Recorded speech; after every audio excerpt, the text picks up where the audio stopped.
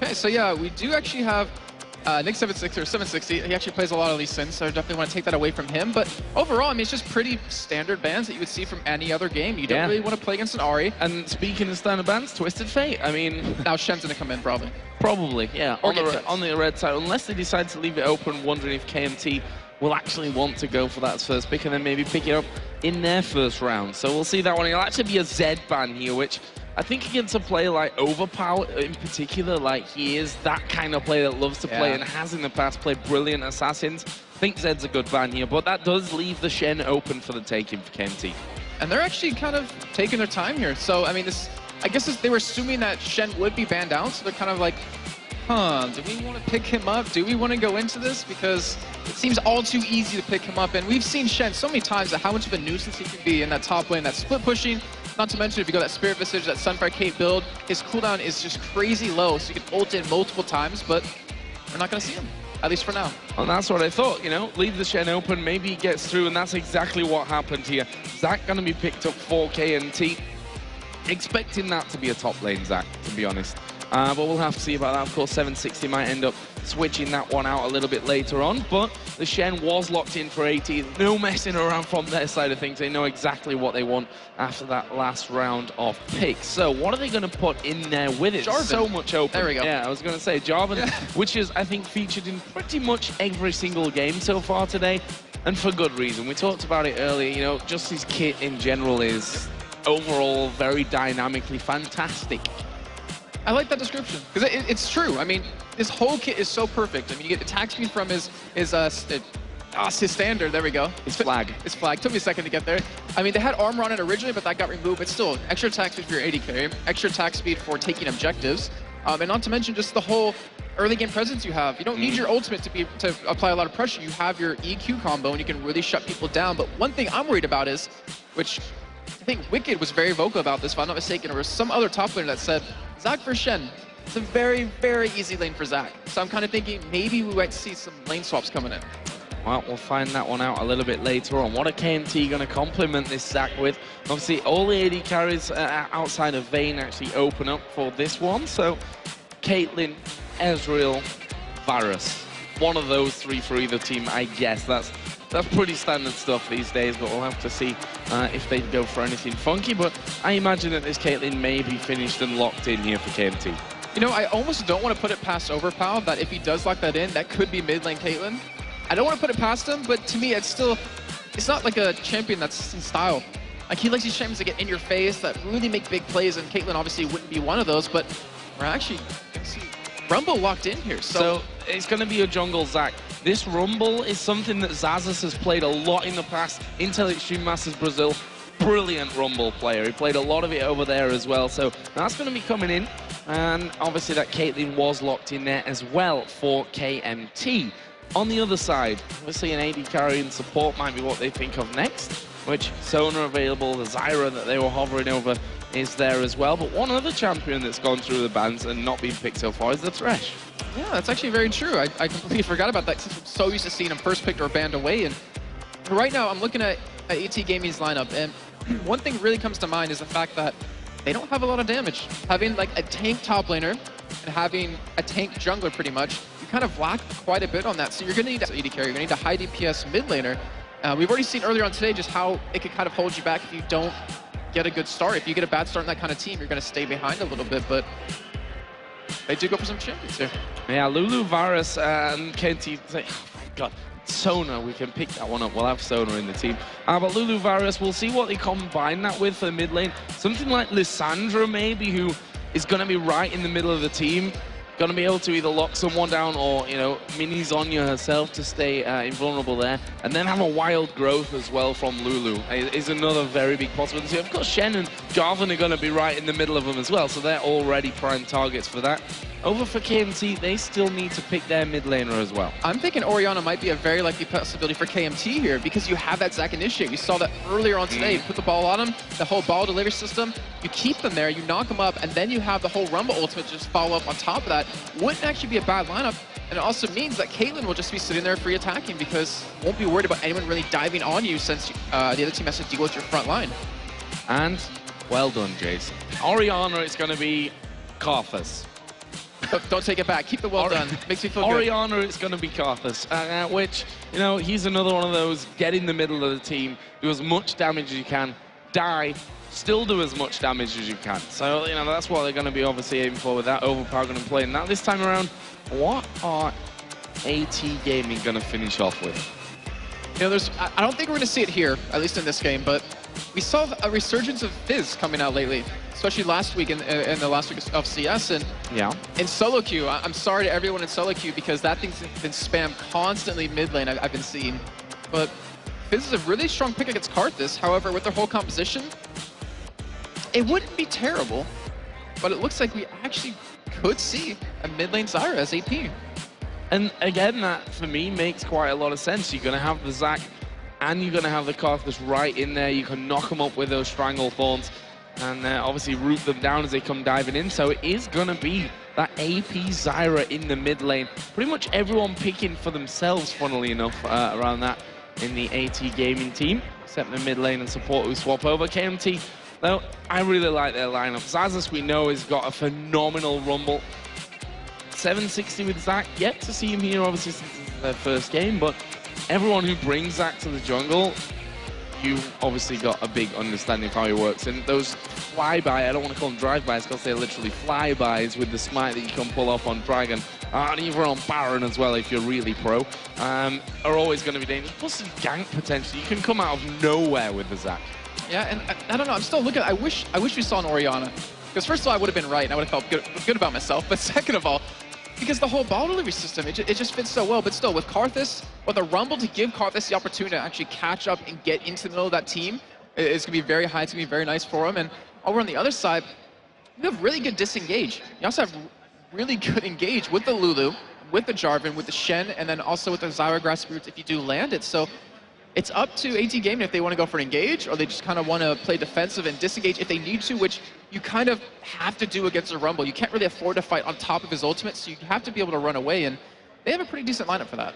Yeah, and, well, the Zac's obviously going to be bouncing in there. We'll see what they can do with this Rumble ultimate overall, but AT Gaming, just a quick adjustment of the chair there, which I think he went down and then straight back up to where he was sat, so not really making much of a difference. But this is a team that is not on the radar for a lot of people, as I think KMT are as well. Obviously, back when they were known as a Nexus, they played some big tournaments, but AT Gaming are nothing to laugh at right now. They've come through the qualifiers, got into this position. They actually won a LAN event over at Fragomatic where they beat Lone Lions in the final not so long ago. So now this is a team with some real potential coming out, and they're going up against KMT, a best of three. Best chance that you've really got a best of three to winning, even if you feel like you're the underdogs in a game. A best of three is always the best way. Yeah, and I think the thing is for a Nexus, or not Nexus, KMT now, is that they've been to so many different tournaments, but have they ever won any of them? And they haven't, and that might be a big mental block for them where, you know, they just group up and say, guys, you know, we haven't been able to really win something, at least get first place in it, but this is the time to make it happen. So either work out for them or work out against them. And AT Gaming, I mean, I want to say they're coming in as the underdogs overall. I think so. But still, being the highest ranked challenger team here today is nothing to scoff at. So, what are we going to see from level 1? Jarvan, free temporary ward, basically, that you have with the flag. And they check out there over at the side, see if they can spot Zac. But wards down on the top side of the map here from KMT. And honestly, quite defensive wards as well. On that curved rush at the start, right up in that top rush. One on the bottom side on their ramp. And wouldn't surprise me to see them stick a ward down straight into that tri-bush as well and really just defend off from any possible invade that AT Gaming might throw at them. Yeah, I mean, it's a best of three, so you have to keep in mind, neither of these teams want to lose their first game. So from that, just play safe, play cautious, play your own game, and hopefully come out with the win in the first one of this set. But you're definitely right. I mean, we see KMT, they've invested a lot of ward coverage for Karthus. And you see him start a Sapphire Crystal, which we never really see, ever, out of any mid laner anymore. They usually go for the Dorn's Ring on a Karthus most likely, or maybe you go for the Fairy Charms with the health pots and the wards, but with this ward coverage, they want to make sure that he has an easy time in lane and that Spike Nike can't take advantage of that. Yeah, and he should have a pretty easy time. At least he's going to be able to throw those late waves out a lot more, obviously, than maybe before with that extra mana coming in. Bottom lane, it looks like we're going to be having standard lanes. Duos down bottom. Obviously the Shen versus the Rumble up at top. Yeah, so actually, I would imagine that Zaza should be able to take Doris quite easily in lane with that Rumble. You have the ability to just harass him with your Q while you're sitting in the middle of the minion waves. Not to mention, you have that slow, which is really crucial, but you don't really have an escape mechanism other than your W, that shield to kind of speed you up and escape. And he does have a ward top lane, so it'll be hard for Spike Knight to actually gank that lane right now. But with a Shen, you can never underestimate that flash taunt coming out. Yeah, flash taunt always going to be a real possibility. And actually, Shen has hit level 2 in that top lane before Rumble did, only very slightly, and obviously without the jungler there, not going to be able to capitalize on that just yet, but we do see Spike Knight headed up into that top lane, double buffs running for him. See if he can catch Zazas out of this one. It's going to be a very crucial point in the game, because if they can blow that flash, if they can kill Zazas, then Doris is going to have such an easy time in that top lane when he goes for that early Spirit Visage. And right now, Spike Knight is committing a lot of time into this top lane right now. But the wave's pushing up against Zazas, so if anything, they're going to go for a dive on the turret. But here we go. We actually might see him go in here, and you do see the taunt come in. Yeah, there we go. Oh, flash away from Zazas. To be honest, Spike Knight a little bit slow to react to that one. I think he wanted to wait until that taunt had timed out before he got the knock up to chain it as well. But I think both together would have done better for them. I think he was also waiting to see if 760 was there in that top lane to kind of counter gank that, and he wanted to be able to turn that around. But still, yeah, you're definitely right. I mean, if he got it a little bit earlier, might have been able to hit that knockup, might have been able to get some good damage onto him, because he has that red buff, he has that slow. And right now, 760 is going to be staying on his own pink ward here, trying to go for a gank on this bottom lane. Well, let's see if he can actually get in there. That elastic slingshot already got 2 ranks in it here as well, so going to be dangerous for them. It's all about then whether the supports can actually get around and do much with it from this position. Super is just hanging back, and here we go. Charge up. Are they going to get over? They go on towards Sliver, who will instantly flash away from that one. Glitterlands comes out from Lulu, and they're able to stop that gang right in its tracks. But flash burnt there from Sliver, and that means that Zach can come back, especially with that pink ward in the tri-bush. Yeah. They've got complete vision control there. I'm actually really surprised he went for that flash. I mean, you had Barrier, you had the Glitterlands, which is practically a stun or a snare. I mean, it's 80% slow, and you easily should have been able to escape that, but still, like you said, big summoner committed to there, and we could definitely see 760 come back down into this bottom lane to maybe pick up a kill. But right now, look at that CS lead that Celavar has bottom. Yeah, I'm also a little bit surprised. I mean, Celavar is ahead by a decent amount here, but I'm quite surprised that he's not done more harassment, because the fact is here, he does have that Sona support with him. He can heal that damage back that he takes when he harasses. But that's not something that Slither has to his luxury. Yeah, he's got a Doran's Blade, he's going to get a bit back, but can't really compare that whatsoever. Right now, Spike Knight is waiting for Zazas, who doesn't have a flash actually coming out there with the Flame Spitter. And Spike Knight here just wondering, what's the best time to come into this one? Do I wait or do I go now? Without a flash, there we go. That's probably the position he wants, as we are going to see the sliding. Doesn't get the knock-up. Can they land the taunt onto him? Deciding there, Doris, not to go for it. 760's here on the side, though. He came out through lane. He was actually kind of expecting that gank to come in and wanted to be able to turn it around. And Spike Knight, if you waited a little bit longer, that could have been the death of them. And honestly, that could have been that first blood that we're still waiting for about 6 minutes in. And committed a lot of time towards his top lane. He already got the flash shot. He wanted to go for that gank again, but unfortunately it didn't really work out for him. And 760, he's going to be able to sneak in here. But right now, Doris has to know something's up. Like, why would Zazas push this far out without a ward, without a flash? Exactly. And it's pretty obvious in my eyes here for Doris. And should be able to, even if things really go bad for him, Shadow Dash himself away. Does, of course, have a flash available, which is not something that Zazas has right now. And we see that 760 realizes that that is going to be the case, decides to back completely off. AT Gaming doing a really good job here of actually holding that lane pretty much underneath their own tower right now, so that they've got that guaranteed CS, that they're not scared of the Zac coming around. But we are starting to hit those level 6 points. You know, Overpower, he's 6. He has his ultimate available. He can interact with every single lane. Sliver and Millie Fiori will be 6 very soon, so we could see that Chain of Corruption engage. Or Super Ace, who's level 4 right now, he's actually a little bit behind. He's going to be getting close to that crescendo, which honestly, we've seen so many times how effective it can be if you landed on 3, 4, even 5 people. Yeah, and the fact that Overpower, you know, you don't have to do quite as much damage when you've got a Karthus on your team. That's just the luxury that you have with having him in that mid lane. One thing that I think is going to find hard here is to really push through the plants of Zyra. Is possibly going to have a hard time with that, but Leiway's got a decent range to it as well here, so probably should be able to work through that. If you look at the CS, he's actually leading it right now as well, so doing a great job. Yeah, he's been farming up his own race with that tier, with the almost a catalyst right now. He's able to do that, and yeah, I mean, I like how you brought up the plants, because that is a huge portion of Zyra's damage. And if you think about it, Lei Waste, you just do it 3 times on a plant. Like, they're not affected, or you can only hit it for 1 damage each time, basically, just like wards. And it means he'd have to commit a lot of mana to really get that kill on the plant, unless he wants to auto-attack it down. And He does have that sort of advantage, and I wouldn't be surprised right now if he sits in this middle lane until the end of this blue buff duration, just farming up as much as possible. Yeah, why not? I mean, you can always get involved with your Requiem as well if that gets called in.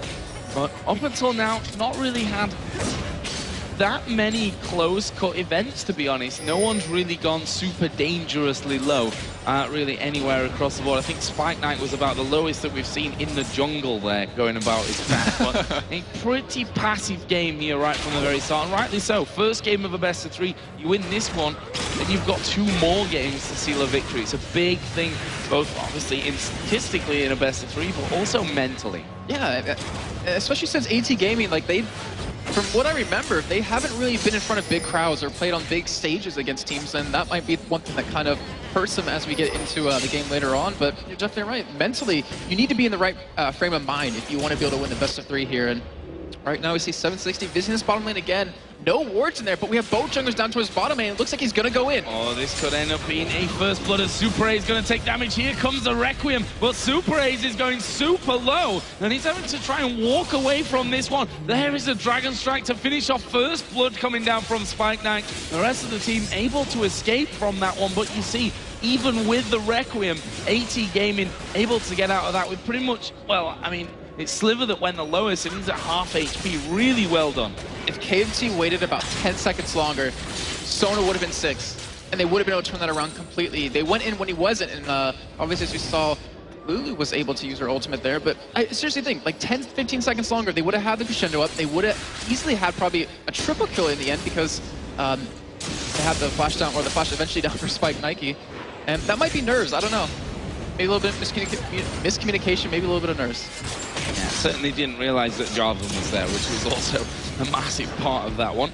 And this top lane, though, since we saw those ganks earlier on, it's been pretty much Rumble pushing the lane up against Shen's turret, which Doris obviously doesn't have a problem with. He's up to 75 CS, got that cowl in there now as well, so he's pretty solid against this Rumble. Shouldn't be having too many problems with it. And the thing is, if he gets hit by 1 tick of the Q of Rumble, the Spectre Cow's going to heal him for more damage than he took.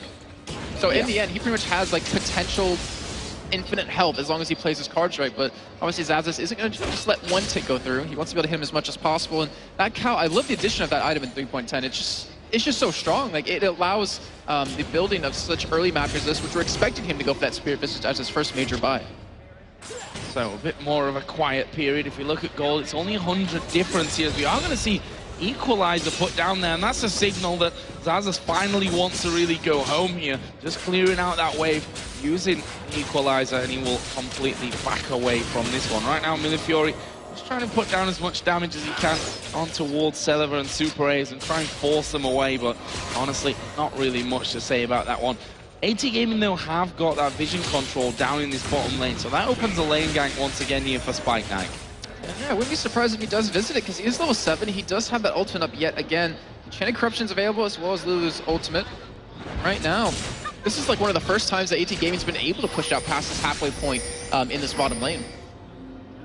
Let's see if we can continue that. Karthus has almost got his Rod of Ages now finished off, which going to make him less susceptible to any pressure in that mid lane.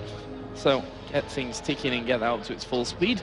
Tear of the Goddess obviously was finished earlier for him as well, so he's getting that stacked up. Over on the other side, Sorcerer Shoes pulls a blasting one, Doran's Ring. What Zyra's gone already hurts with those plants. Oh yeah, I mean, I'm curious to see if he's going to go that Burning Bush build that some riders made pretty popular over in North America, but you kind of forget about her plants. Like, you really do in these team fights, and when you use the ultimate when the plant's already down, you power them up even more, and with the Zyra as AP middle, you can almost expect a very early Baron coming out of AT, just because you can put those 4 plants down, you can get 6 down eventually, and they can tank the Baron and do a lot of damage to it. Well, let's talk about Dragon, I think, before Baron. But right now, Spike Knight actually headed up in towards his top lane. What's Zazas going to do? A very early flash there, but actually got out of range of the knock-up, and he's really well done for him there to actually avoid any possibility of himself going down. That was really weird. So Zazas, he flashed away, dodged a Shadow Dash, which is understandable, but you saw Spike Nike not actually Cataclysm him. He had no flash or escape. They had the damage to probably kill him, but I think that's just due to where Zazas went. Because he went down through the river, they were maybe expecting that 760 was on his way up to kind of turn that one around, but in the end, I mean, good job by Zazas to stay alive.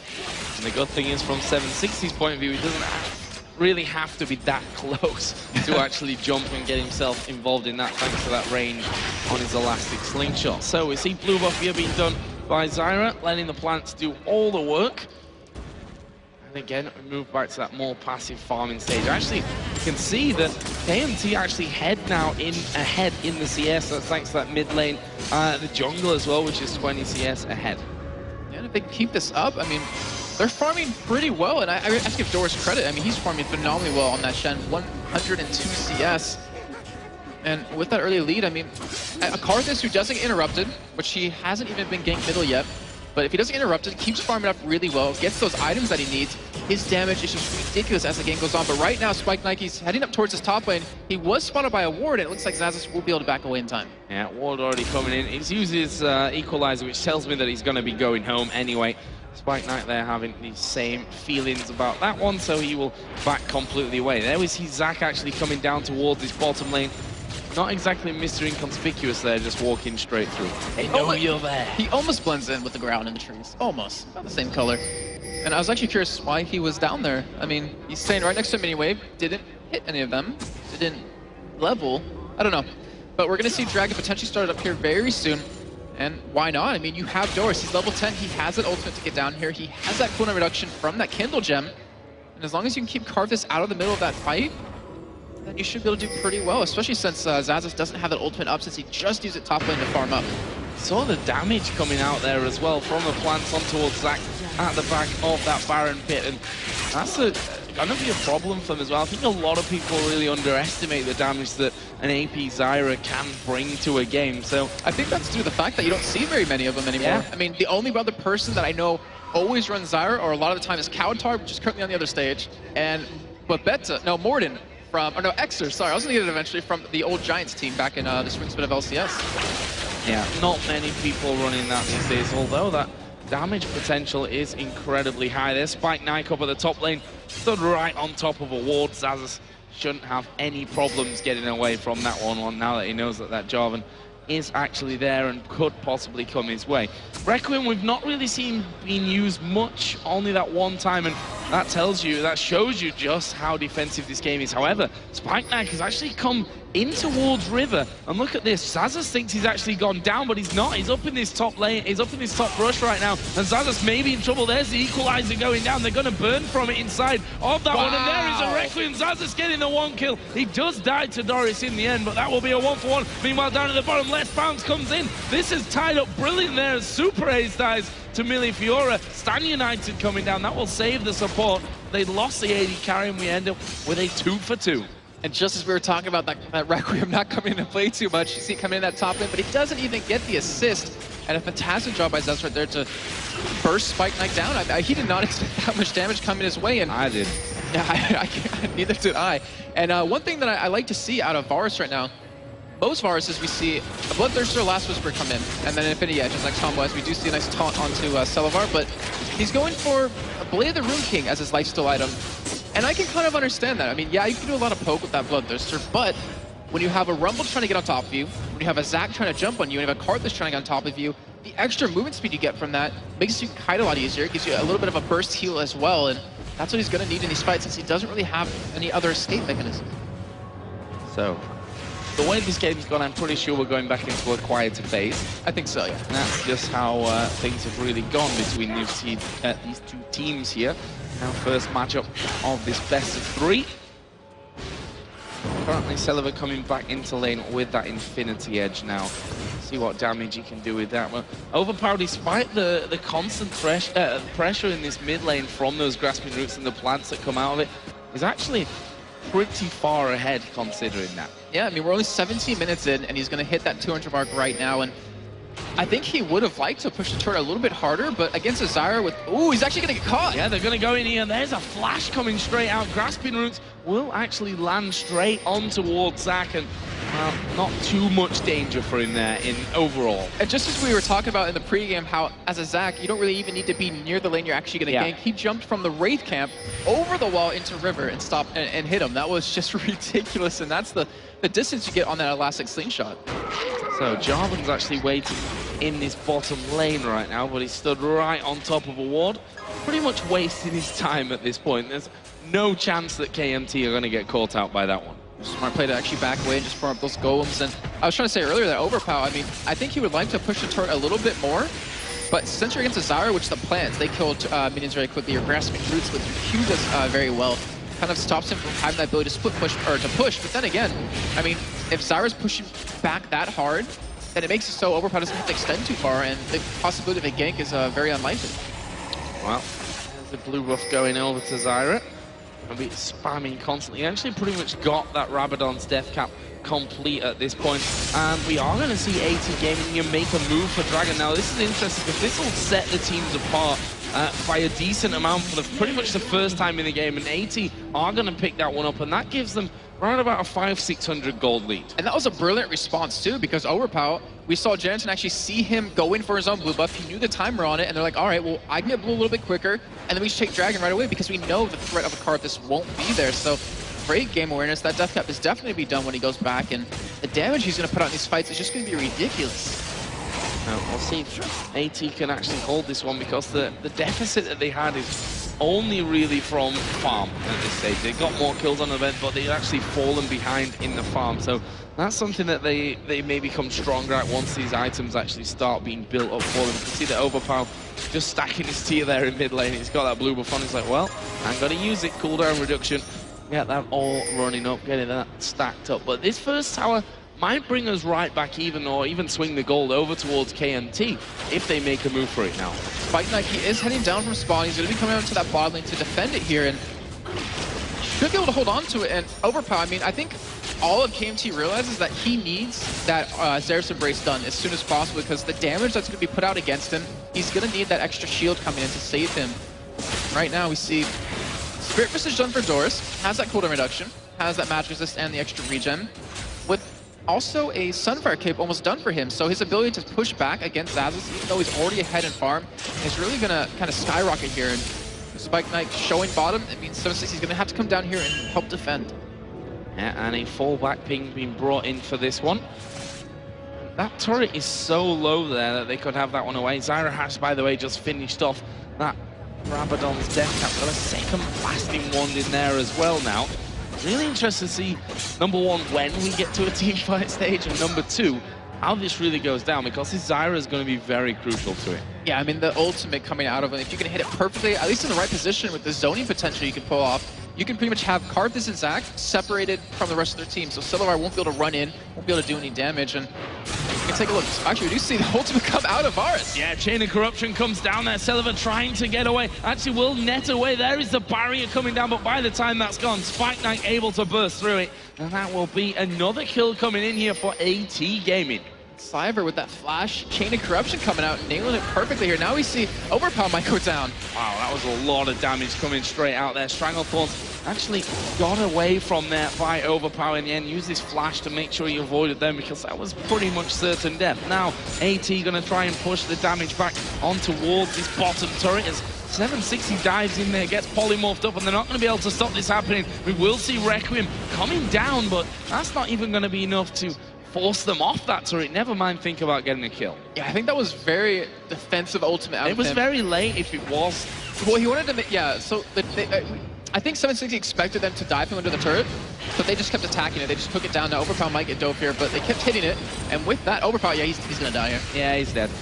We are going to see Jantin actually get away from that one. Overpower will die, of course, there in the end. And, well, that's the danger of the Zyra. One Grasping Roots, and it's pretty much a free kill when you've got that kind of HP at the end.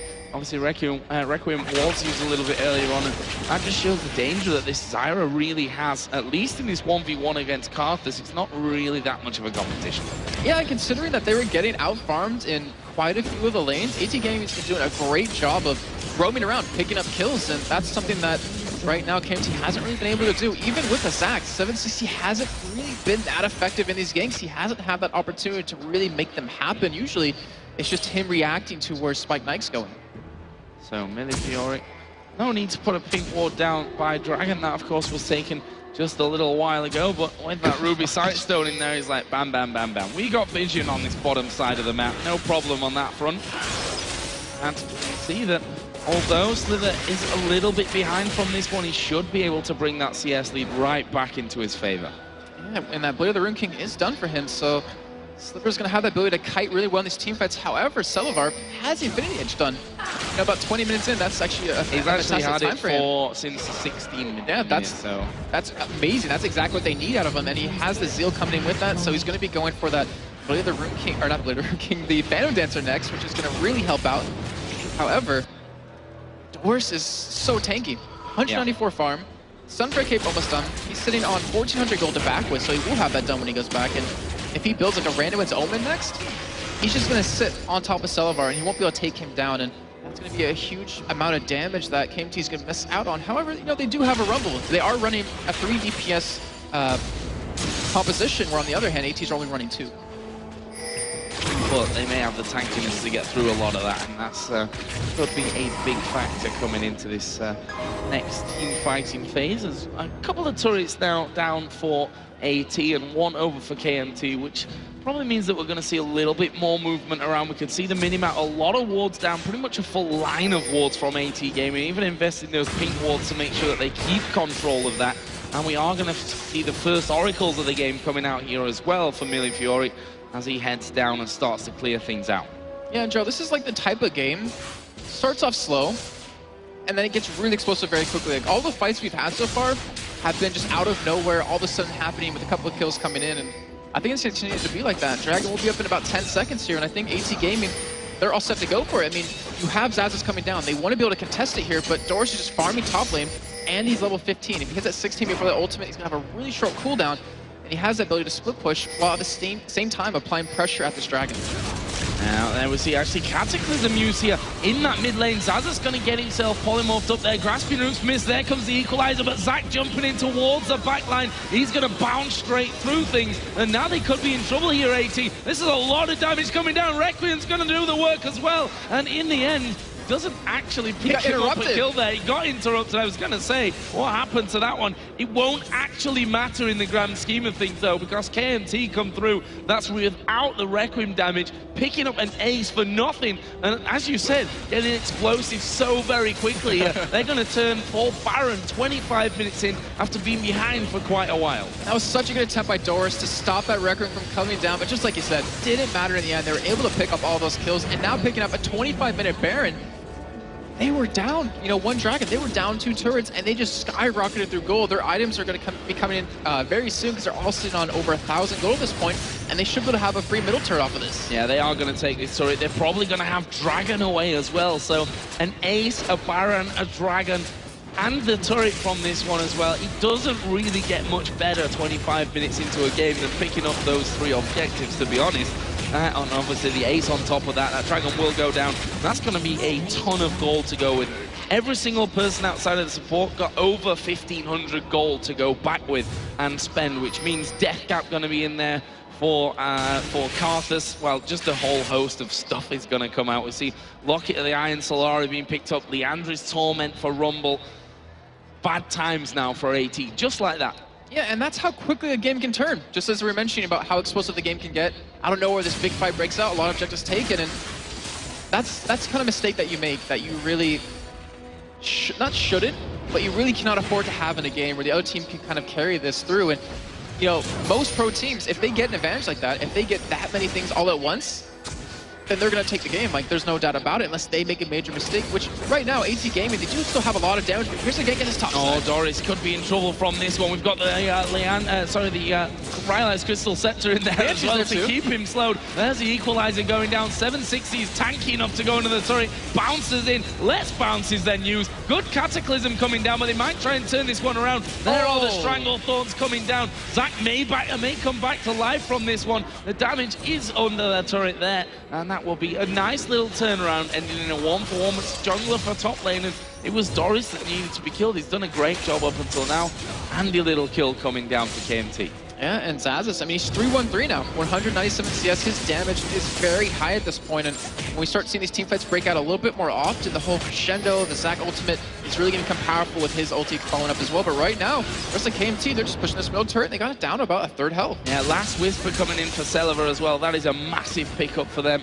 We've also got Karthus, who's sat on about 4 million. All right, 2,600 gold. Pretty close. A lot of gold to go back with here to be spending up. As he said, Death Cap is gonna be finished when he goes in there, but we'll see what actually he goes for after that. I wonder if we'll see Zhonya's come out of him for that extra bit of protection when it comes to the team fight, or whether he'll go a little bit harder into things and go something like Void Staff direction. I think he can go for a Death Cap and the Archangel Staff, which should have turned to Ensar's Embrace. That's true, he's got the Tear and the Blessing one already, so. And that should just pretty much make his damage skyrocket here, not to mention his sustain and survivability in these team fights, which is really going to be a key point where, whoa, AT Gaming, they want to be able to burst him down.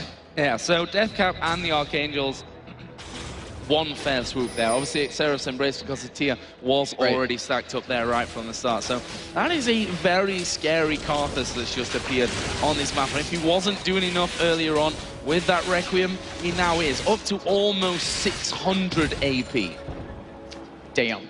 28 minutes in. That is not a good sign for AT Gaming right now. But luckily for them, they do have a very good amount of wave clear. Just with the Varus Piercing Arrow, pair that in with the Grassroots coming out of Zyra, they can hold on to turrets very well. And if anything, KMT luckily have a Caitlyn, so they have that ability to really siege turrets down. But if we see like a flash taunt come out of Doris, we could see AT Gaming going for an engage.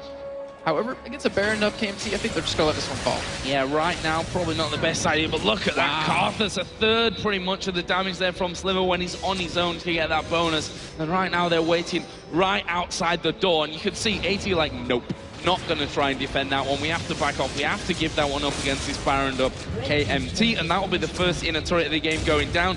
They're going to head straight to bottom. Baron has now run out, though. And with that extra turret, I mean, look, the thing is, what have they accomplished with this Baron, though? An inner turret just now. Right. I mean, in the mid lane, not bad at all. That is true. I mean, it was more of an opportunity Baron, let's be honest. 25 minutes in, that's not your pre-planned Baron time, that's for sure. But get an ace, of course, you're going to pick it up. Yeah, you're definitely right. I completely agree with that. I didn't even think about it that way. And, I mean, the extra gold you get from it. Also, if you do somehow force a fight, it's definitely going to help out. But with how far ahead right now they are in gold, 6,000 lead for them. Trying to go for another inner turret here, and I'm not sure if they can defend this, but they can definitely try.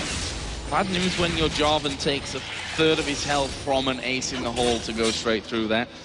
They still wait on this one. We are going to see Shen trying to relieve a little bit of pressure here from AT Gaming. Split pushing this top lane, but there comes the equalizer. Zac going to dive in. Oh, the Chain of Corruption pretty much missing everything here as well. And actually, they seem to have done enough to at least force KMT away for now. Those plants doing good damage to Celiver, but I think they're just going to wedge themselves in between the minions and AT here and just take away this turret without them really being able to do that much about it.